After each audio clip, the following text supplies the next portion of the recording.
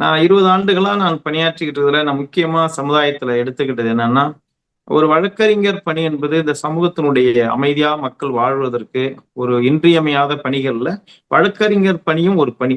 அப்படிங்கிறத நான் நிச்சயமா. அப்படிதான் அதை புரிஞ்சுக்கிட்டேன்.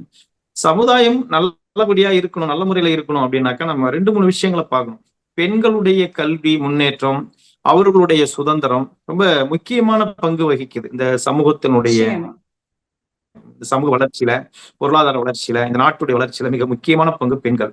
அதே போல குழந்தைகளை நம்ம எடுத்துக்கணும். குழந்தைகளுக்கு அவங்க கல்வி கற்கணும். அவங்க கல்வி கற்றால் மட்டும்தான் ஒரு நல்ல சமுதாயத்தை நாம் உருவாக்க முடியும். அதனால நம்ம குழந்தையுடைய கல்வி, நமக்கு இந்திய அரசியலமைப்பு சாசனம் அனைவருக்கும் அடிப்படை கல்வியை இலவசமாக கொடுக்கணும் அப்படிங்கிற பொறுப்பு கடமை அரசுக்கு மட்டும் இல்லாமல் அந்த குழந்தையை பெற்றெடுக்கக்கூடிய பெற்றோர்களுக்கும் அந்த கடமையை உணர்த்துறாங்க. நீங்க அடிப்படை கல்வி, குழந்தைக்கு அடிப்படை கல்வி கொடுக்கணும் அப்படின்னா அது அரசாங்கத்துடைய கடமை அப்படின்னு மட்டும் நினைச்சிடக்கூடாது.